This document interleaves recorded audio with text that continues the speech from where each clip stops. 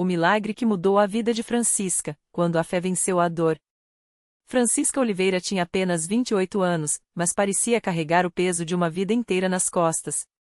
Há 7 anos, ela convivia com enxaquecas tão intensas que a deixavam acamada por dias, vomitando de dor, com uma sensação de que sua cabeça ia explodir a qualquer momento. Médicos haviam diagnosticado migranias crônicas, mas nenhum remédio, nem os mais fortes, conseguia aliviar seu sofrimento. Os exames não mostravam nada grave, mas a dor era real, insuportável. Ela já havia perdido 2 empregos por causa das crises, e seu namorado, impossibilitado de lidar com a situação, terminou o relacionamento. "Você está doente demais para mim", foram suas últimas palavras.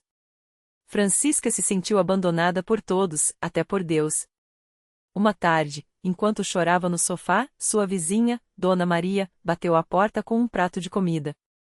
Ao ver o estado de Francisca, a senhora, que frequentava a Igreja Universal do Reino de Deus há anos, não hesitou: "Minha filha, você precisa ir comigo amanhã à igreja. Lá tem gente que ora com fé, e Deus faz milagres. Eu já vi coisas que nem em novela aparece." Francisca, cética, quase recusou, mas a dor a deixará tão desesperada que qualquer esperança valia a pena. "Se Deus existe mesmo, que me prove", pensou, enquanto se arrastava até o templo na manhã seguinte. Ao entrar na Igreja Universal, Francisca se surpreendeu. Não era um lugar silencioso e frio como imaginava. Havia pessoas orando em voz alta, louvando com entusiasmo, e um pastor no altar falando com autoridade sobre libertação. "Deus não quer que você sofra", ele gritava, enquanto impunha as mãos sobre os fiéis. Francisca sentou-se no fundo, observando tudo com desconfiança, mas algo dentro dela mexeu quando uma mulher subiu ao altar chorando, testemunhando que havia sido curada de um tumor depois de participar da corrente de oração dos 73. "Se Deus curou ela, por que não eu?", Francisca questionou-se, enquanto uma lágrima escorria em seu rosto. O pastor percebeu seu olhar perdido e se aproximou. "Filha, você está com dor?" Francisca, sem forças para mentir, balbuciou: "Sim, pastor. São enxaquecas horríveis. Já faz anos que sofro." O homem de Deus segurou suas mãos com firmeza: "Hoje isso acaba. Você veio ao lugar certo. Deus vai te libertar, mas você precisa crer e fazer a sua parte. Participa da campanha da fé que começa a semana que vem. Traga sua oferta de fé, jejuando um dia, e venha à fogueira santa na sexta. Aqui, a gente não desiste até ver o milagre." Francisca saiu da igreja com uma mistura de esperança e medo. Seria possível? Naquela noite, ela orou pela primeira vez em anos, com palavras truncadas, mas sinceras: "Senhor, se o Senhor existe, me ajuda. Não aguento mais." Nos dias seguintes, ela seguiu as orientações, participou da campanha, deu sua oferta, mesmo com o pouco que tinha, jejuou e foi à fogueira santa, onde centenas de pessoas clamavam por milagres.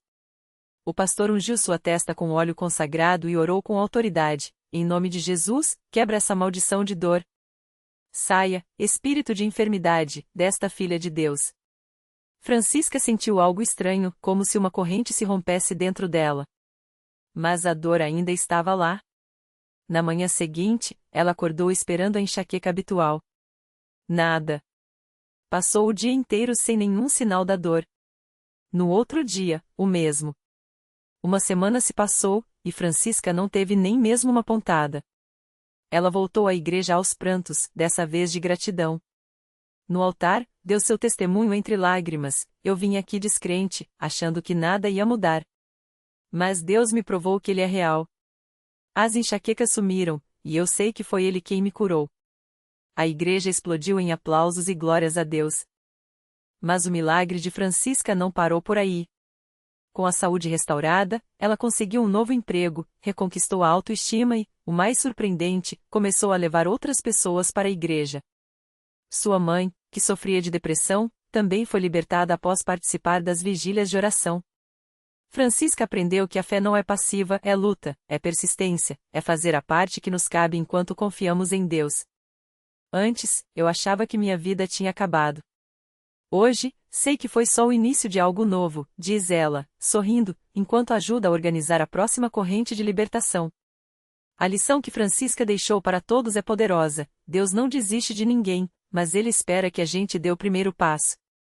Muitas vezes, o milagre está do outro lado da nossa obediência, da nossa oferta de fé, da nossa disposição de clamar até ver a vitória. Na Igreja Universal, Francisca não encontrou apenas a cura, encontrou um propósito. E hoje, ela vive para contar que, quando a fé encontra a unção de Deus, não há enfermidade, nem tristeza, nem maldição que resista. Porque onde há fé, há milagre. No mesmo dia em que Francisca compartilhava seu testemunho na igreja, uma mulher chamada Marisa entrou pela primeira vez na Universal arrastando os pés, com o rosto marcado pelo cansaço e pela dor. Ela tinha ouvido falar dos milagres daquele lugar, mas, no fundo, já não acreditava mais em nada. Há 3 anos, uma doença rara nos ossos a deixava acamada na maior parte do tempo, e os médicos haviam dito que sua condição só pioraria. "Você vai precisar de uma cadeira de rodas em breve", foi a frase que ecoava em sua mente como uma sentença. Marisa sentou-se nos últimos bancos, quase escondida, como se não quisesse ser notada. Mas Deus já a tinha visto. Enquanto o pastor falava sobre a fé que move montanhas, ela sentia o coração apertado. Como assim, fé? Eu já orei tanto, já chorei tanto, e nada mudou, pensava. Mas algo na voz daquele homem a fez ficar. Talvez fosse a convicção com que ele falava, ou talvez fosse o brilho nos olhos de Francisca, que, sem saber, se tornou um farol de esperança para ela. Quando o pastor fez o chamado para a oração dos enfermos, Marisa hesitou. Suas pernas doíam só de pensar em se levantar, mas uma força que não era dela a impulsionou. Com lágrimas nos olhos, ela se arrastou até o altar, apoiada em uma bengala que já fazia parte do seu corpo. As mãos dos obreiros se estenderam sobre ela, e o pastor declarou: "Em nome de Jesus, esta doença sai agora. Os ossos que estavam fracos se fortaleçam pelo poder do Espírito Santo." Marisa sentiu algo estranho percorrer seu corpo, não era dor, nem alívio, mas uma espécie de calor que começava nos pés e subia como uma corrente. De repente, uma voz dentro dela disse: "Levanta." Ela tremia, com medo de cair, mas solitou a bengala no chão e, aos poucos, se endireitou. Primeiro um passo, depois outro. Os gritos de alegria na igreja a envolveram como um abraço. "Estou andando. Estou andando sem dor", ela repetia, incrédula, enquanto as lágrimas escorriam sem controle. Mas o milagre não parou por aí. Na semana seguinte, Marisa voltou ao médico para um check-up de rotina. O profissional, que a acompanhava há anos, ficou boquiaberto ao ver os exames. "Isso não faz sentido. Sua estrutura óssea está normal. Como se você nunca tivesse tido essa doença." Marisa sorriu e respondeu: "Foi Jesus. Na Igreja Universal, ele me curou." Hoje, Marisa não só caminha sem ajuda como corre, literalmente. Ela faz parte do grupo de louvor da igreja e, toda semana, dança nos pés do altar, agradecendo por uma vida que quase desistiu de viver. "Eu achava que Deus tinha me abandonado, mas Ele só estava esperando o momento certo para mostrar seu poder", diz ela, emocionada, enquanto ajuda a receber outras pessoas que chegam à igreja com o mesmo desespero que um dia foi seu. E assim, como Francisca, Marisa se tornou mais uma prova de que, na Universal, os impossíveis têm endereço. Porque Deus não muda a história de quem só quer um milagre, Ele transforma a vida de quem está disposto a crer, a lutar e a não desistir, mesmo quando tudo parece perdido. Afinal, onde a fé é verdadeira, até os ossos secos podem reviver. E essa é uma verdade que nenhum médico, nenhuma doença e nenhuma dúvida podem apagar. No mesmo dia em que Marisa testificava seu milagre, do outro lado da cidade, um homem chamado Carlos entrava pela primeira vez na Universal arrastando não só o corpo, mas uma alma esmagada pelo peso de um vício que o consumia há mais de 20 anos. As mãos tremiam, os olhos fundos denunciavam noites em claro, e o cheiro de álcool ainda impregnava suas roupas, mesmo depois de tantas tentativas fracassadas de parar. Ele não acreditava em milagres, até porque, para ele, milagre seria conseguir passar um único dia sem beber. Mas naquela manhã, depois de mais uma briga com a família e uma ameaça de desemprego, algo dentro dele gritou: "Tente uma última vez." Carlos sentou-se nos últimos bancos, de cabeça baixa, enquanto o pastor falava sobre a força da fé em meio às batalhas. Palavras como a libertação e a nova chance soavam distantes, quase irreais, para alguém que já tinha ouvido tantas promessas vazias. Mas quando o culto chegou ao momento da oração pelos viciados, ele sentiu algo diferente. Não era só a mão do obreiro em sua cabeça, nem as lágrimas dos irmãos ao lado que também clamavam por liberdade. Era uma presença, como se alguém, ou algo, estivesse ali, bem perto, esperando apenas que ele soltar o copo de uma vez por todas. Senhor, se o Senhor existe, me tira dessa, murmurou entre dentes, com a voz embargada. Não houve relâmpagos, nem vozes do céu. Mas quando Carlos saiu da igreja naquela noite, algo havia mudado. O desejo pelo álcool ainda estava lá, mas agora havia também uma força que ele não conhecia, a certeza de que não estava sozinho na luta. Ele voltou no dia seguinte. E no outro. Começou a participar das reuniões dos vencedores em Cristo, a ler a Bíblia, a trocar o bar pela igreja. Não foi fácil, houve recaídas, noites de angústia, momentos em que quase desistiu. Mas toda vez que caía, havia uma mão estendida, a do pastor, a de um irmão na fé, a de Deus, que não o deixava afundar. 3 meses depois, Carlos subiu ao púlpito com um sorriso tímido e um testemunho que deixou muitos de olhos cheios d'água. Eu vim aqui achando que Deus ia tirar a minha vontade de beber como num passe de mágica. Mas Ele fez melhor, me deu força para lutar, me ensinou a viver sem isso. Hoje, eu não sou mais escravo de nada, sou filho de Deus. Ao seu lado, a esposa, que já tinha perdido as esperanças, chorava abraçada aos filhos. A família que o vício tinha destruído aos poucos estava sendo restaurada, tijolo por tijolo, oração por oração. E assim, como Marisa e Francisca, Carlos se tornou mais um nome na longa lista daqueles que a Universal não deixou desistir. Porque ali, entre aquelas 4 paredes, não se vende ilusão, se planta fé. Não se promete vida fácil, mas se ensina a vencer. E os milagres? Eles acontecem, sim, mas quase sempre do jeito que a gente menos espera, não como um raio que muda tudo no instante, mas como uma semente que brota, devagar, até se tornar uma árvore frondosa. Uma árvore que, mesmo em meio à tempestade, não quebra, porque suas raízes estão firmes em Deus. E a história não para por aí. Enquanto você lê essas palavras em alguma Universal pelo Brasil, há alguém entrando pela primeira vez com o coração partido, uma doença sem cura, um vício que parece invencível. Há mães clamando pelos filhos, jovens buscando um sentido, idosos redescobrindo a esperança. E em cada um desses casos, a mesma verdade se repete, onde o homem diz é impossível, Deus pergunta, você já tentou confiar em mim? Porque na Universal, os milagres não são exceção, são a regra para quem persiste. E a maior prova disso não está nos púlpitos, nem nos testemunhos gravados, mas nos olhares daqueles que, como Carlos, Marisa e Francisca, saíram de lá diferentes. Não perfeitos, não livres de lutas, mas com uma coisa que ninguém mais podia tirar deles, a certeza de que, com Deus, sempre há um amanhã. Era uma quarta-feira à noite na Universal da Zona Leste de São Paulo, e o ar estava carregado daquele cheiro misturado de café recém-feito, perfume barato e o suor de quem tinha corrido contra o tempo para não perder a reunião. Entre as pessoas que enchiam os bancos, estava Dona Cida, uma senhora de 68 anos que mal conseguia se sustentar com a bengala. Há 3 anos, um AVC tinha roubado metade dos seus movimentos, e os médicos tinham sido claros: aceite sua nova realidade, Doninha. A ciência não tem mais o que fazer. Mas Dona Cida não estava ali por aceitação. Estava ali porque, na semana anterior, sua vizinha, a mesma que lhe levava sopa nos dias ruins, tinha chegado emocionada contando que viu uma moça paralítica se levantar e andar na Universal do Brás. Eles oraram, Doninha, e a menina jogou a cadeira de rodas fora na hora. Eu vi com meus próprios olhos. Dona Cida não acreditou de primeira. Até que, naquela madrugada, sonhou com uma voz que dizia: vá. Hoje é o seu dia. Ela chegou cedo, arrastando a perna direita que teimava em não responder. O pastor nem tinha começado a pregar quando ela sentiu algo diferente e um calor no peito, como se alguém tivesse acendido uma chama por dentro. Quando o homem de Deus pediu para que todos que precisavam de um milagre levantassem as mãos, Dona Cida ergueu a sua, tremendo. Não por medo, mas porque, pela primeira vez em anos, ela sentia que algo ia acontecer.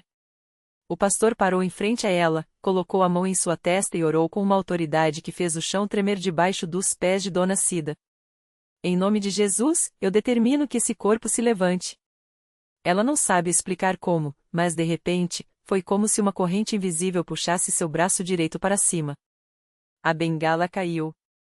Os joelhos, antes duros como pedra, amoleceram. E então passo a passo, devagar, mas firme Dona Cida andou. Não foi um tropeço, não foi um espasmo.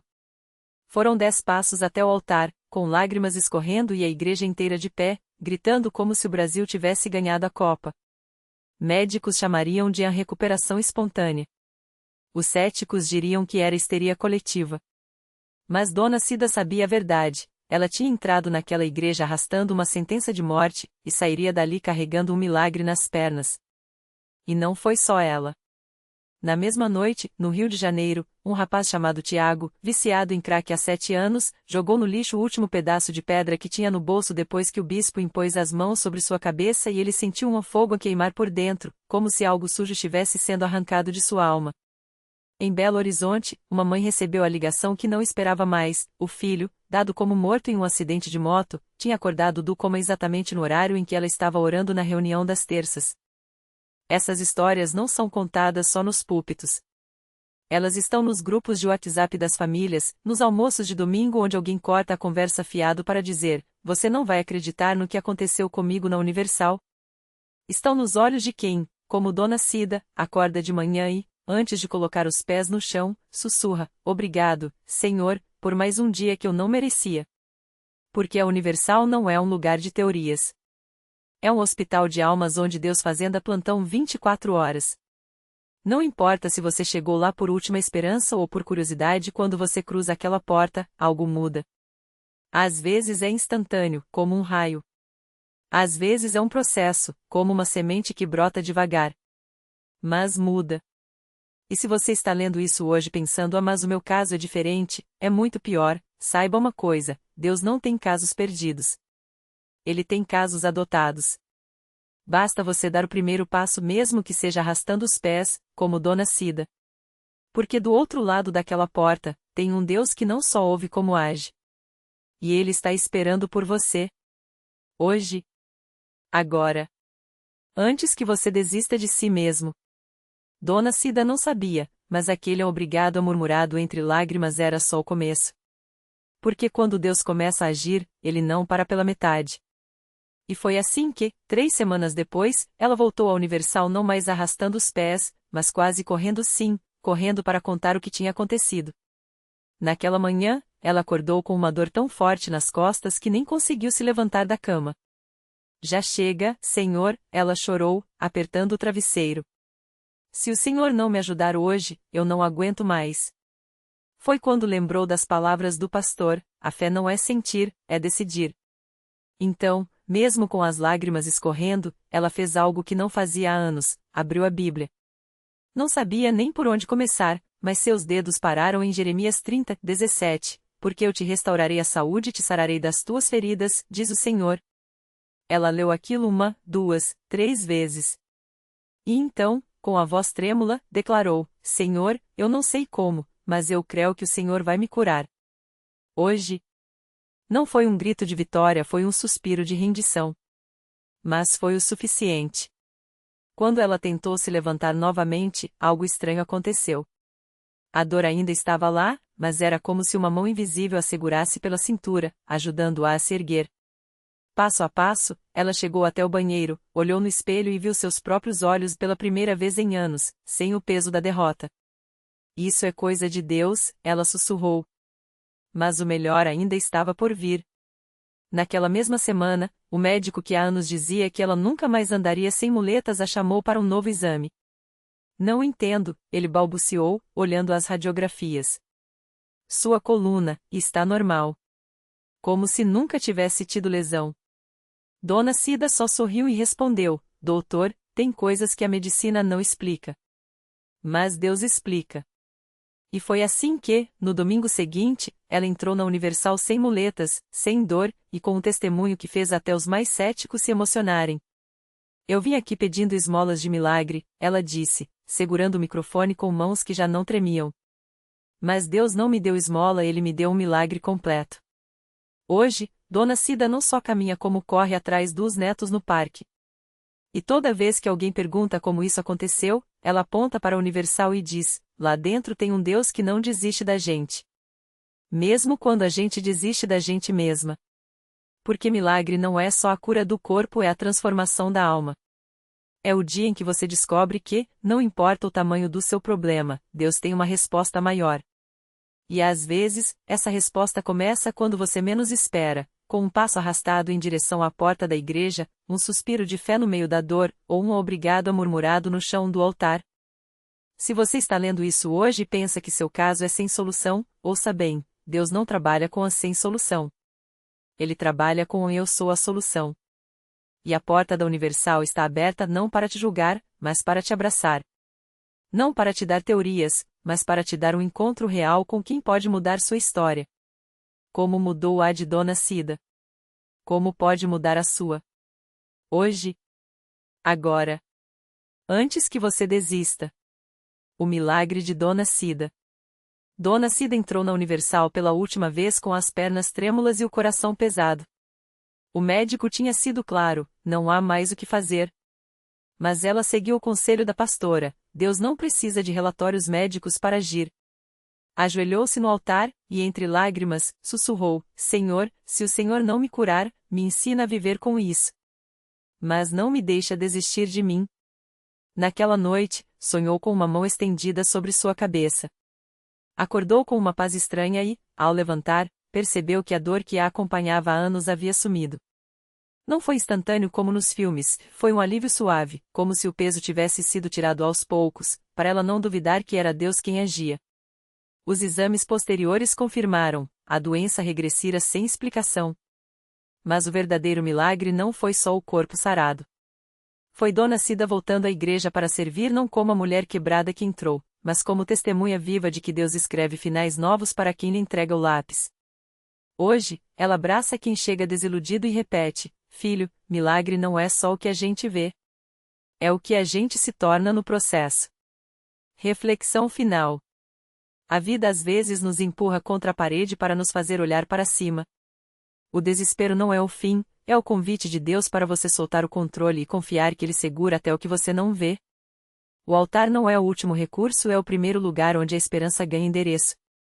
Lição de vida. Deus não muda sua história apesar das suas cicatrizes, Ele as usa como mapa para te levar ao milagre. Não espere tudo estar perfeito para crer.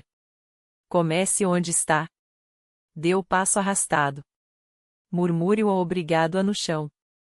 Porque a porta está aberta e do outro lado, tem um pai dizendo, você não chegou aqui por acaso. Chegou porque eu já estava te esperando.